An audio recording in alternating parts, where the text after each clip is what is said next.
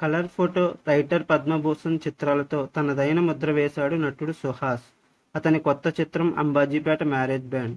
ఈ సినిమా కథ విషయానికి వస్తే మళ్ళీ సుహాస్ అంబాజీపేటలో నాయి బ్రాహ్మణ కుటుంబానికి చెందినవాడు. అతడి తండ్రి ఊర్లో సెలూన్ షాప్ నడుపుతూ ఉంటాడు. మళ్ళీ అందులో పనిచేస్తూనే మరోవైపు మ్యారేజ్ బ్యాండ్లో సభ్యుడిగా ఉంటాడు.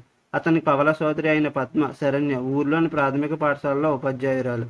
వడ్డీ వ్యాపారం చేస్తూ ఊరిని పట్టి పీడిస్తున్న అగ్రకులస్తుడు వెంకట్ నితిన్ ఆమెపై కన్ను ఉంటుంది. మరోవైపు వెంకట్ చెల్లెలైన లక్ష్మి శివాని నాగరంతో మళ్ళీ ప్రేమలో పడతాడు. వెంకట్కు ఈ విషయం తెలిసి పద్మ పట్ల అమానవీయంగా ప్రవర్తిస్తాడు. తనకు ఎదురొచ్చిన మల్లిని కూడా ఘోరంగా అవమానిస్తాడు. దీంతో ఊర్లో తలెత్తుకోలేని స్థితికి చేరుకుంటుంది వీరి కుటుంబం.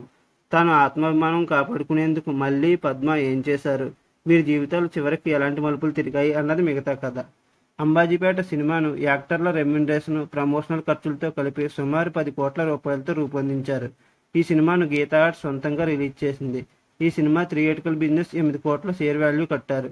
దాంతో ఈ సినిమా లాభాల్లోకి రావాలంటే 8.2 కోట్ల రూపాయలతో బాక్సాఫీస్ జర్నీని మొదలుపెట్టింది.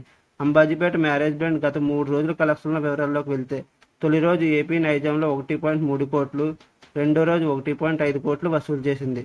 ఓవర్సీస్లో 2 రోజులకు కలిపి 75 లక్షల రూపాయలు వసూలు చేసింది.